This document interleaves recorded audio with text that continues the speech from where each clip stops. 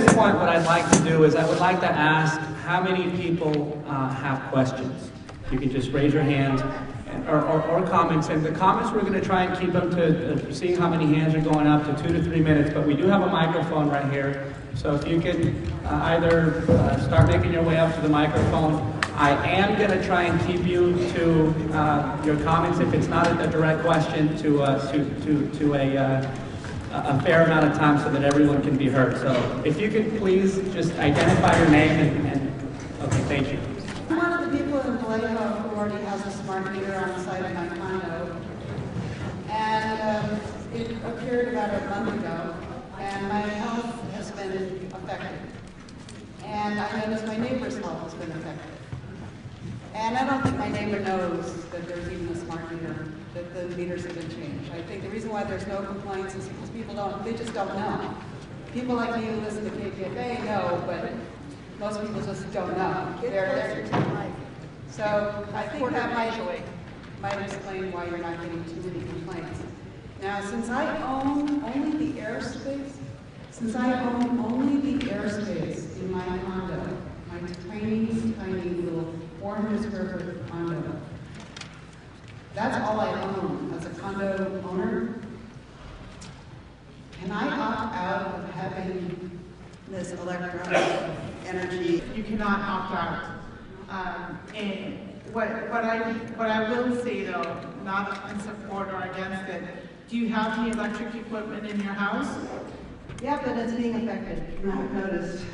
If the electric equipment is being affected? Yes, I've noticed it. Then what I would urge you is to call us with the information so that the independent evaluator that we've hired can look at it and determine what the issue is. Because if you don't, then your case is going to go unnoticed.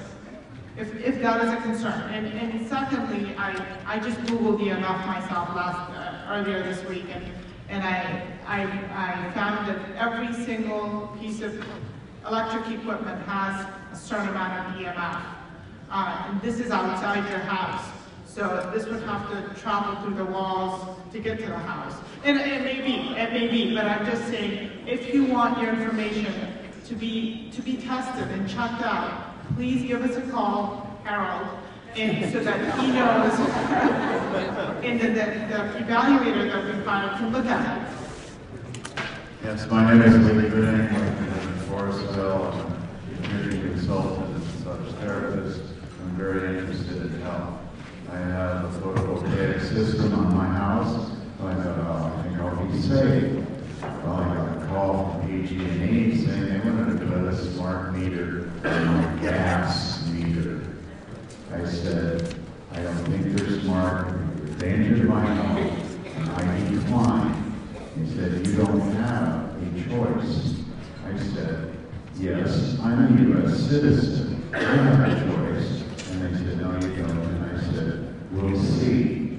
So I'm a member of prepaid legal. I asked them to do some research on it. And we got back to me yet. But I suggest that we all do some research on it, legal as well as the other health issues. I would like to do that. No more about the law really concerning us when you just told us that we don't have a choice. Of course we should have a choice. We are the public.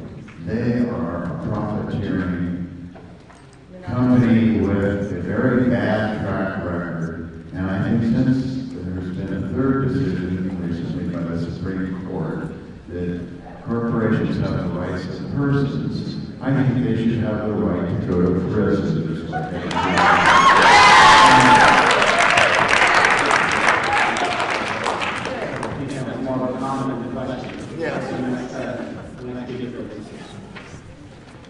My name is David John. I am a businessman and consultant based here in West Canada. What I would like to mention, first of all, I want to thank everybody who has made comments about things that can be done to help out this situation, to help prevent these meters from becoming ubiquitous. Something that hasn't been mentioned that I think would be good for all of us people here, us, to keep in mind is that there's a law in the United States that says that corporations shall place shareholder profits above all other concerns. I don't know how many people are aware of that, but that is the law in the U.S. So, this is one of the things that's going on with PG&E, I think. They are doing what they are required by law to do, unfortunately, which is to place their shareholders' profits above all other concerns, including the health of the customers. So, as a good person, a good martial artist would do, you don't resist the onslaught.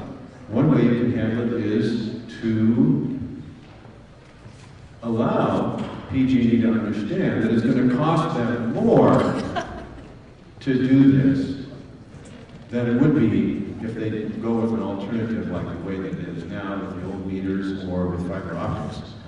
And we can do this. We can make sure that PG&E would be less profitable to their shareholders by doing those things that make it expensive for them to carry out this program.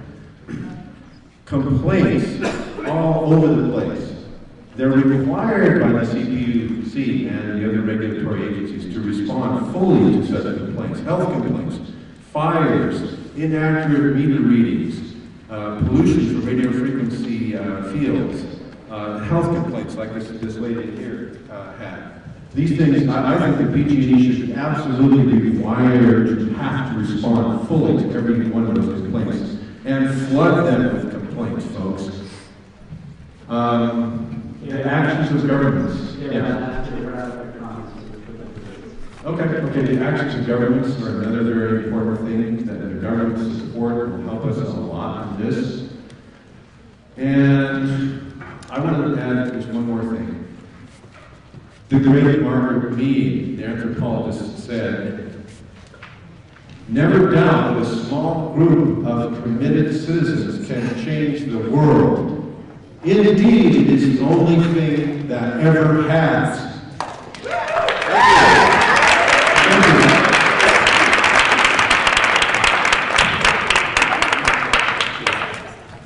Hi, thanks for coming, and thank everybody indeed for showing up. We might have to do it again. What's your name?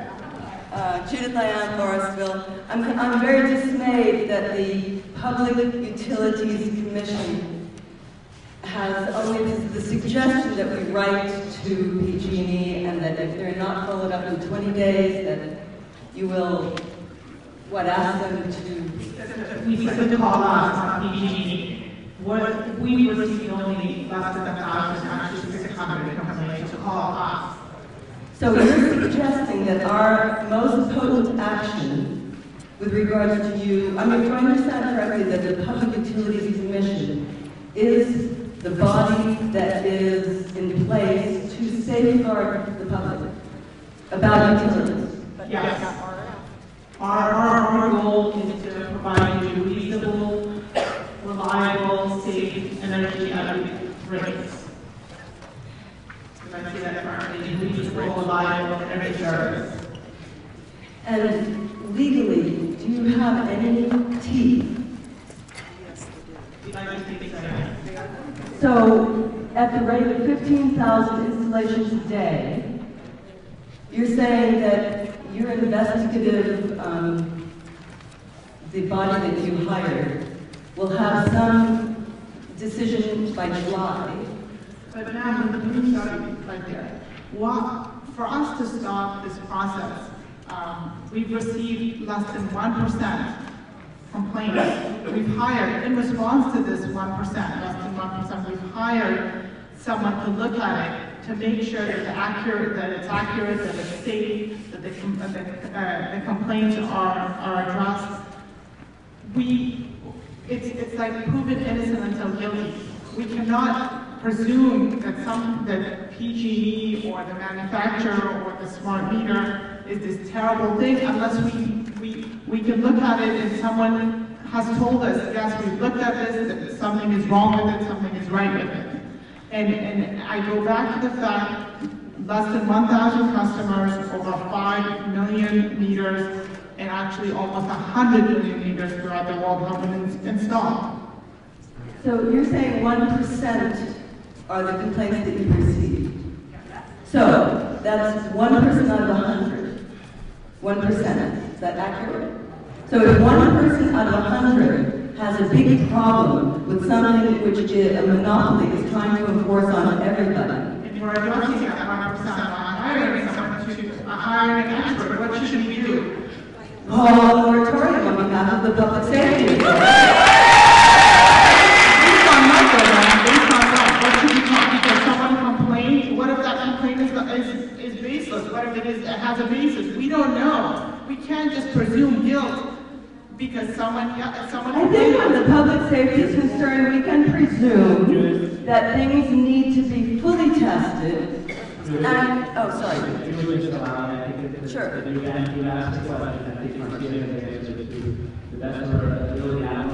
don't think anyone in this room likes the answer, but that's the answer we've received. And, you know, Dr. Fawcett earlier mentioned some avenues in which folks can pursue. And I would encourage us to continue to looking at those options.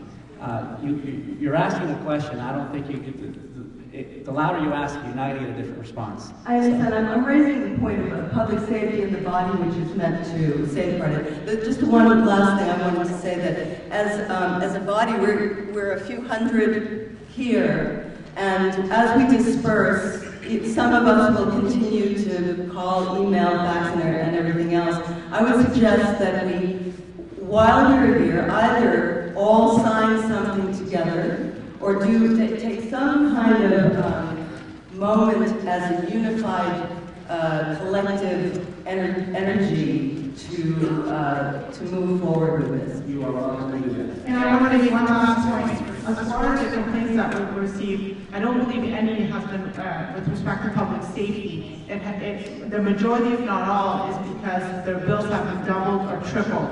So public safety right now this is the first that we've heard of public safety from Sebastopol. From Bakersfield and Fresno, it is high bills, not public safety. And just one other point. One other point is that, we do encourage you to send us complaints. The other thing that we use these complaints for that we actually get, we do run reports constantly. That's the reason that we do know the type of numbers that are out there. So we do use this data. It's in our database.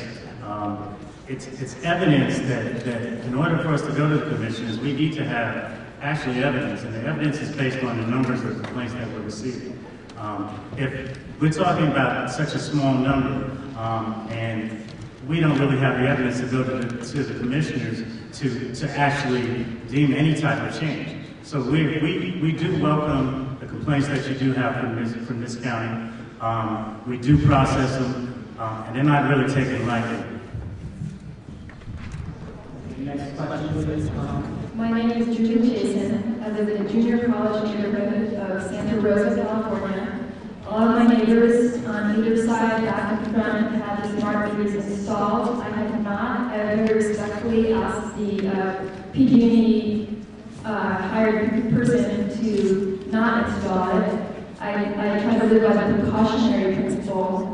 It says I don't know completely or understand what the effects of the smart meter might be. I prefer not to be exposed to it. So I do not have smart meters right now, although I have gotten a letter from PG&E telling me I have 30 days to call them and have them installed. And then I got a phone call regarding that saying I have 30 days. And I would like to know, since I would like to wait until you're the person that you hired to look into the 1% of complaints, I'd like to wait until we find out the results of the studies about smart meters before I have them installed. So I wanted to know if anybody has a recommendation about how I can communicate from this day on with PG&E regarding the fact that I prefer not to have one, I do not want to have one installed in my house until I know that they're safe and effective and secure. And I would also like to avoid incurring any kind of fines from PG&E, as well as I'm not quite prepared to be completely off the grid. So, my question is, what do you recommend I do given my particular circumstance at this moment?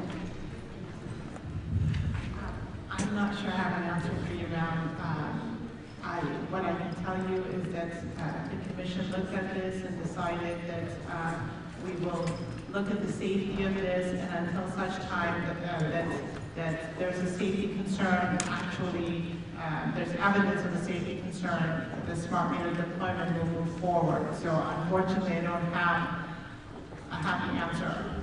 So you recommend what? That you move. I'm not demanding or asking anything. All I'm saying is that the deployment of smart meters will move forward until such time that there's evidence of a safety or inaccuracy of the meters. And what will happen to people like myself? You will have, if we get the results, which we should around July, and you're getting your meter in May, so for June. No, they tried to put it in already over a month ago. Oh, they put it a month ago? They're in all over my neighborhood. They've been in for a while now. So, I mean, what I can tell you is that It's not in my house. if there's a safety concern or if there's an inaccuracy of the meters, the moratorium will happen. If there's evidence that's given to us by the independent evaluator in July. Until such time, it continues. Julie, I'm also going to ask, maybe I think Mike want to address that question. So I just wanted to say that from Kurt's perspective, it's very important that every consumer who does not want a smart meter, first of all, does file a complaint with the PUC. We totally agree with that. You can do that through our website at www.turn.org. We also have signs you can download that you can put on your meter telling PG&E that you don't want a smart meter. If you have neighbors who don't yet have them, you can organize and try to start a smart meter-free zone. And if you do get the meter, we recommend that you take a picture of your meter reading every month, right now, so that if you get one, you'll have something to compare to. And it's our belief that what PG&E will do if you refuse a meter is send you an estimated bill. They do have the option of shutting you off if you refuse it, but we believe that what they're most likely to do is start sending you an estimated bill. It's interesting, as everyone has been asking and told they have no choice. It brings us right back to Prop 16, because what PG&E is saying with the meters is you have no choice but these meters, and with Prop 16 they're saying you have no choice but PG&E. Thank you. thank you, Julie. Next question, please. Hi, good evening. My name is Deborah Taveras, and I'm here. Speak right into the mic. Is this better? Yeah, better? My name is Deborah Taveras, and I'm here for 2 points. First of all, my experience with PG&E recently on behalf of some tenants that have expressed tremendous health concerns for the meters that are intended to be installed in some buildings that we own. I contacted, as I've heard other people suggest, the subcontractor that's affiliated with PG&E. I told them to send their work order back to PG&E and tell them that I'm refusing their go-ahead and instruction. PG&E did send me a letter, as this last speaker indicated. I called them up. I spoke to a McDermott, I believe his name was, with PG&E. They don't have an opt-out list, but he said at the time being that I would be on a deferral list, meaning I would be the next one after this first phase. My husband and I drove down to Southern California Edison a week ago, went into their complexes because we have some properties down there with tenant concerns as well. They have massively installed meters down there without notifying the owners. They send letters to tenants only and not owners. I've asked to have those meters taken off our properties with the analog meters reinstalled, unless, and this would be a question to Harold. Harold, my question is not so much a complaint as much as it is, as a property owner, I suppose we might be remotely willing to consider a smart meter if you could provide us with a letter that stated, under no uncertain circumstances would our tenants suffer any adverse health effects. If certainly would not be installing these smart meters if there were any concerns about health effects. So since you know there are not, I would like a letter presented to me to give to the tenants that say that it is fine. And I don't think this is a complaint. I think this is just a boilerplate letter, because Southern California Edison advised me that you're the ones that are mandating this on us, not the utility companies. So I don't know if you want to talk to Alicia Hernandez down at Southern California Edison and clear this up with their misunderstanding. I did also ask Southern California Edison for a copy of their environmental impact study that shows that there are no adverse health effects. I have it by a very credible source that there is no study that can either prove or disprove health effects. So since I think you're certain by the continued installation of the smart meters that there are no health concerns, I think you should be able to send out a boilerplate letter to every customer. Over, 5 million customers. I was also told that they did not need environmental. Can you give me a road? Yeah, I have one more. Well, please. Okay. I was told that Southern California Edison was not certain that they were required to have an environmental impact study because this was considered a small project, one that would not need an environmental impact study.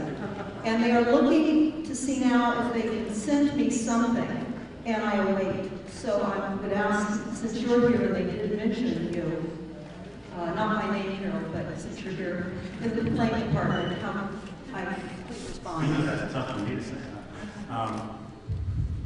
We would have to look into something like that. That's above me to make that type of. I can't sit here and tell you that I can write that letter.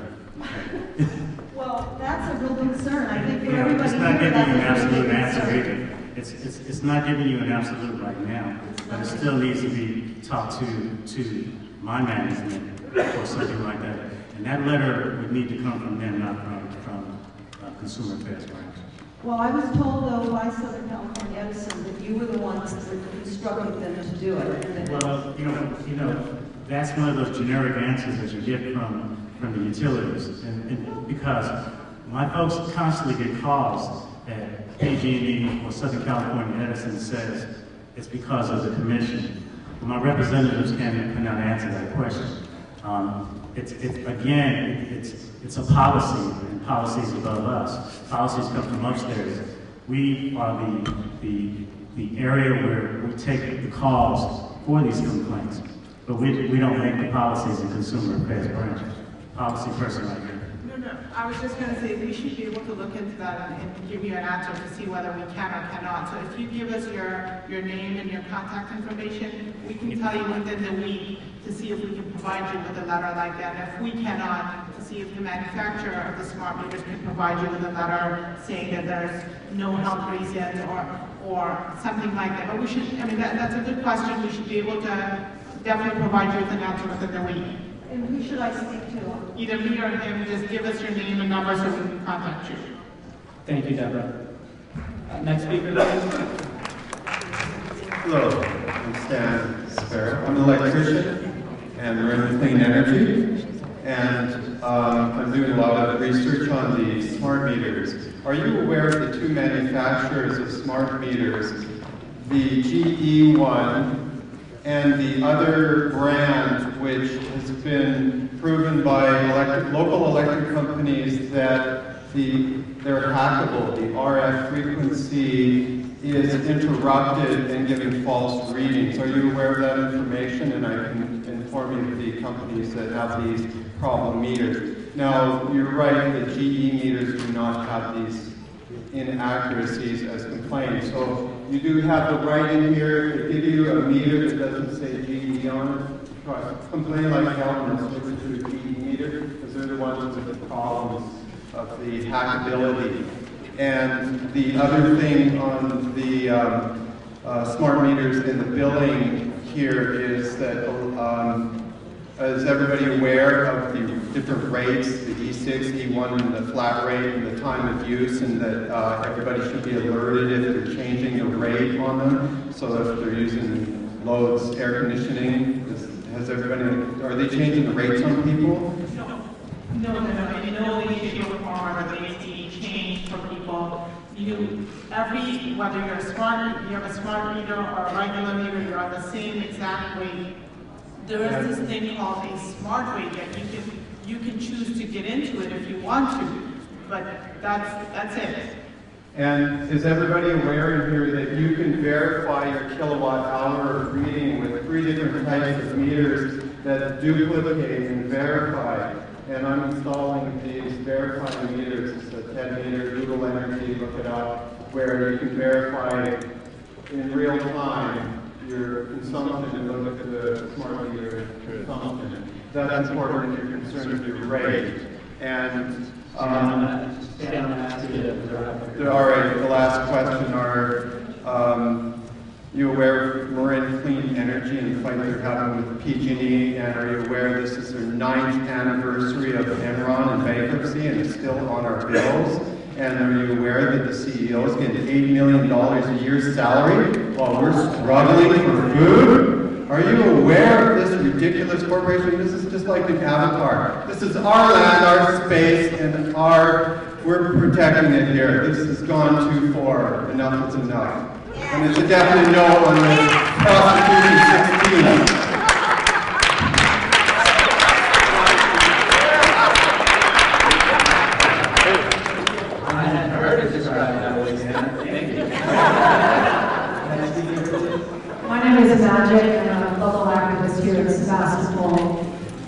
Well, it's really great that we've got smart grids and smart meters and smartphones, so we don't be stupid on this. Because that every time you hear the word smart come up, watch out. So I wanted to mention that the woman who was supposed to be here tonight, Lady Calkins, I spent some time researching her last night. I think it's important for you to know who she is. It's on your schedule for tonight. Lady Calkins. And I want you to remember this. She was with the Electric Power Research Institute, EPRI.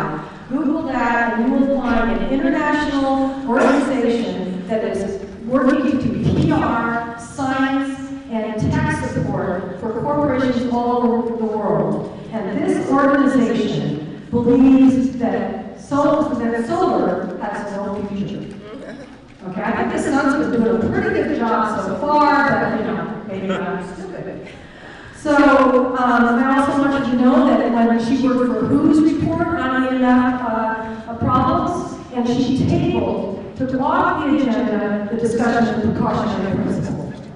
When she was asked to go and attend a meeting with a Japanese research company that has found the direct link for children with leukemia risk for EMS, she remained silent.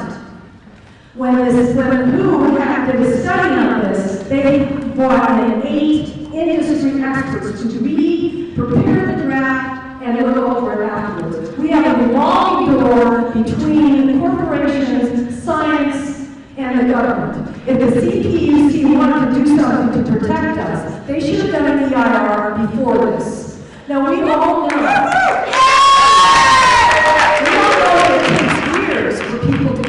It took us 5 years to stop something we didn't want in this town. People don't find out right away. They just got the news. A lot of complaints for this time. I do. I have a question for you, Evan. This is going to the top. This has got us all aware of what PG&E does. What we want you to do, Evan, and I want to know if you'll let this up. We want to get out of business with PG&E. We want to go and rinse done. We want to have our cities off their grid and buy directly from clean energy.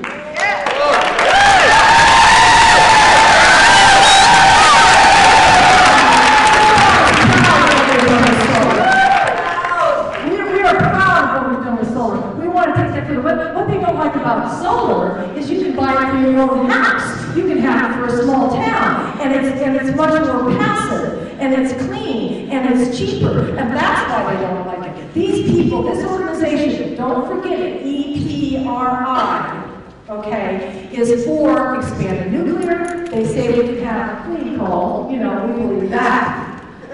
Keep it in the ground, it'll be clean. And so, Evan, we need you, as our elected official, to get this moving. And I understand from Larry Robinson that there's a committee already formed, and I'd like you to tell the people about that tonight.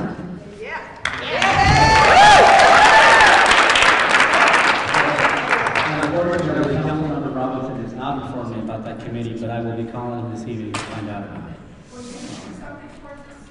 Well, Magic, that is a very good question. And if you didn't see the letter I wrote to the CPUC asking for a moratorium on the smart meter issue based on some of the concerns that came to me, then I apologize that wasn't dispersed the way it should have been. There are larger issues that the county is addressing, not just around energy independence, but around climate change as well. And both of those are things that I'm very committed as far as addressing. The issue around Prop 16 and the position that the county took is to ensure that we would not have obstacles or challenges in regards to ensuring that we were looking at energy efficiencies and independence as well as climate change. So, asking me directly as far as what I'm willing, what I can do, is something I'm open to. And I would appreciate next time that you have something like that, you call my office or write me a letter or come visit me and not bring it up in a forum that's about something else. So I do appreciate your comments, Magic. Okay, today was about smart meters. I didn't see anything else here about what the county is doing with regard to energy. So, But people seem to like next it. yes, thank you. Hi, I'm Dr. Sandy Ross. Thank you for having this event, and thank you, people, especially from CPUC, for coming down here and listening. I'm president of Health and Habitat, which helps people with disabilities. And we've already had people seriously compromised by the EMF-RF, except from their smart meters. Their conditions have been exasperated. And my request to CPUC here, your representatives, under the Americans with Disability Act, is how can we make PG&E offer an opt-out option for people so they do not have to have these smart meters. Another slight option would be to move them out to the street. There are people whose doctors can sign any kind of paper that you want that explains their disabilities. Because otherwise, you're going to end up being complacent and complicit in making people sick. That's right. Yeah. And the EMF, by the way, and the RF goes through the walls. Also, the way these meters are hooked up, it can make spikes and dips on their electricity. So it really is serious. And you do have to have somebody who understands this because it's not an easy topic. Thank you.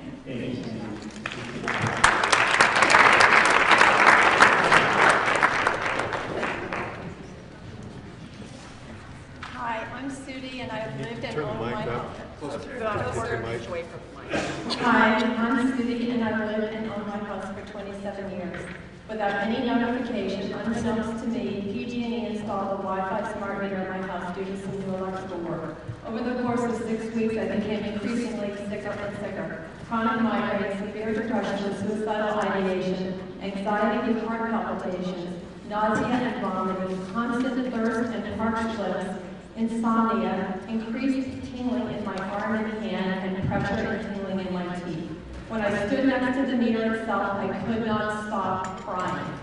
I learned that I had electrical poisoning. I notified PG&E and they installed a traditional analog meter. My symptoms subsided, although now I am easily triggered. They then informed me there was no opt-out program and soon smart meters would be mandatory. PG&E claims that only a small intermittent signal is emitted, but in fact, independent measurements show that at least once a minute a smart meter emits a signal, nearly 750 times as powerful as the average radiation from a cell phone. And I personally experienced something quite different. My symptoms noticeably worsened when talking on my landline telephone and improved when I turned the circuit breakers off and I had no electricity. I have learned that the smart meter's radio frequency bled into all the wires in my house. Therefore, I cannot live in my house with a smart meter, and honestly, I'm not sure where I can go to be safe. I feel scared. In the last few days, I've watched 2 co-workers who have had smart meters installed in their homes also, their minds becoming spacier and more scrambled as they are unable to spell and form intelligent paragraphs. I have become outraged. I think of Aaron Brockovich and that PG&E had the gall to state that hexavalent chromium was the same as the vitamin chromium sold in health food stores. I know David Pessin, the lawyer who prosecuted and won against PG&E when in the early 70s, PG&E wanted to build a nuclear plant at Padilla Bay, even though they knew and it became widely publicized that their planned site sat on the San Andreas fault line. Your bottom line, PG&E, is profit, not people. But guess what? Aaron Brockovich will win again. We are saying loud and clear, no to smart meters. Thank you.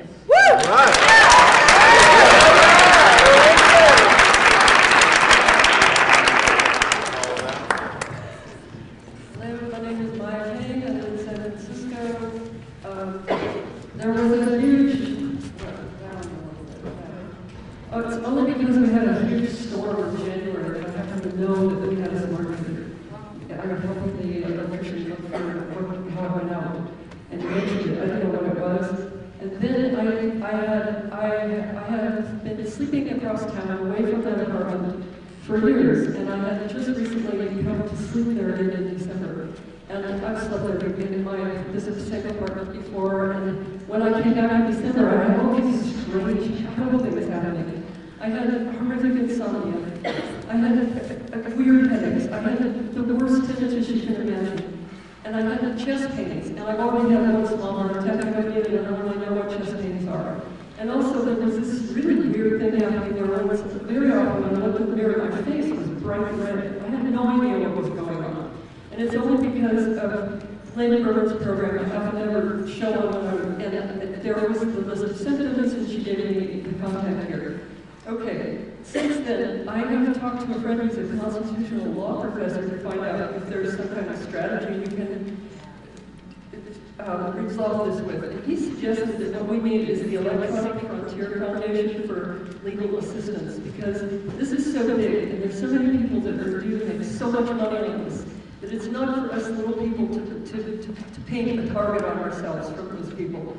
And that we need the Electronic Frontier Foundation. And the only way we're going to get them is if we get a lot of press. And I now have to stay out of that apartment because, as Sudi said, I'm more easily triggered. I know what the symptoms are, and I am worried. I've been in that apartment for 30 years. It's a beautiful place, and I do not want to leave, and I do not know where else I can go. I really want to thank you all for being here and for doing this today. Thank you. Thank you.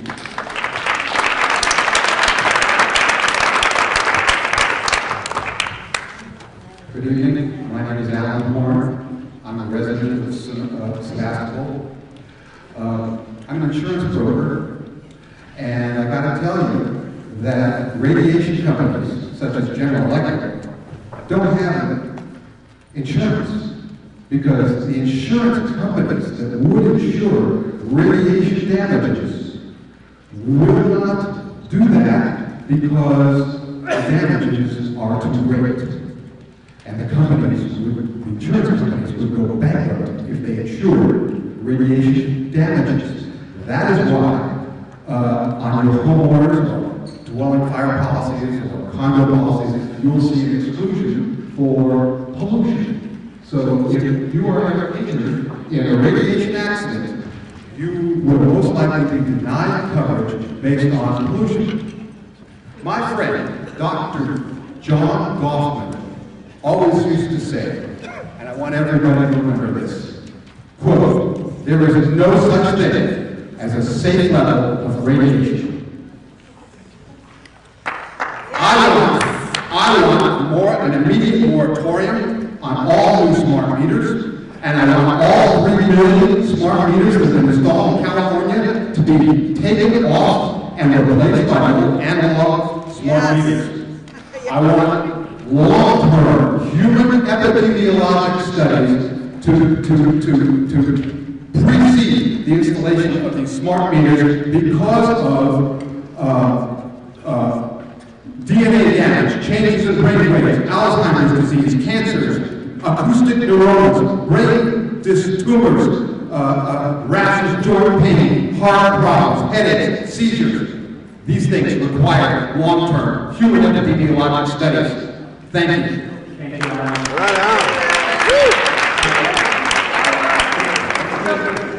I forgot to tell you, I've had 2 ambulance rides, okay?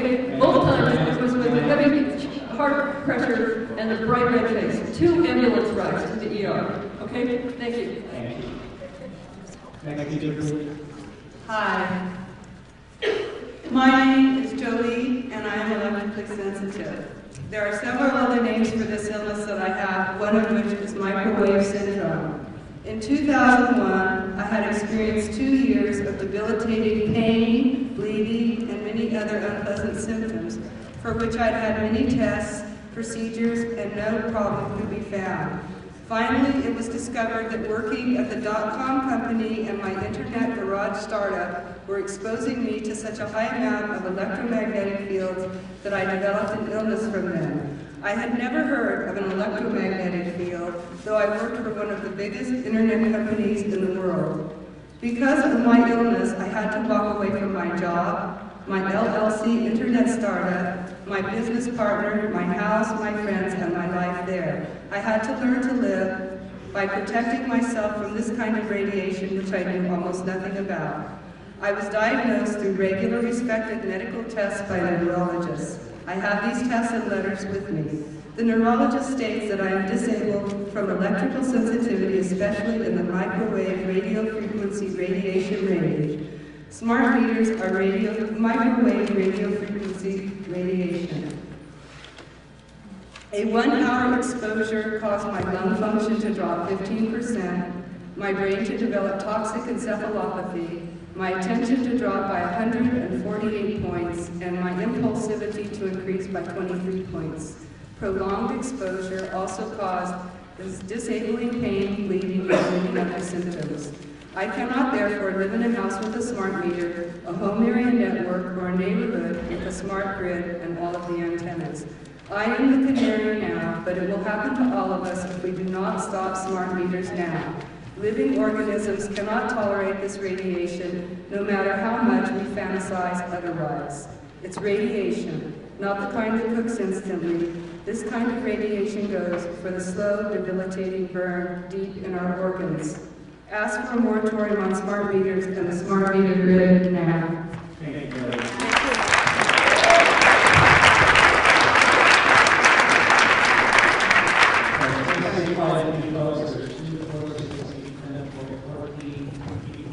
Anybody else in the audience wants to have a question or comment? My name is Katie Bernier, I live in Berkeley, and I did not receive notification before my smart meter was installed. And I demanded to come back, have PG&E come back and do it right. And when I talked to your complaint representative on the phone, I can only describe him as being a thug. And finally I got put through to your voicemail, Mr. Williams, and they did call me back, but I could not understand your name, and there was no phone number. But I'm here by registering my complaint. Your people are terrible. There are 14 meters on one site of the apartment building where I live. I believe the CPUC is guilty of not doing its job. If you do not send an independent RF engineer to test for compliance with FCC standards, that is a lot of radiation on one site, and we have a baby on the other side of that wall. PG&E gives out questionnaires, and I'd like to know why they're doing this. They're asking people if they have pacemakers or other medical devices. Why are they doing this? Because they give you 7 days to respond, and they won't tell you, well, if you do have a pacemaker, then what happens? They don't even know. It's not right up on the phone. What is it? So the whole of Northern Virginia has opted out of smart meter installations. So I have to tell you the lab, Berkeley Lawrence Lab, will not have smart meters. They have their own substation. Livermore must also have its own substation. So what is in Northern Virginia, the CIA, the Pentagon, if they do not have a smart meter, why do I? Why do we? We're nothing but guinea pigs here. And I am also electric sensitive in the way I have dealt with this is I no longer have electricity. I simply turn it off. And so what kind of service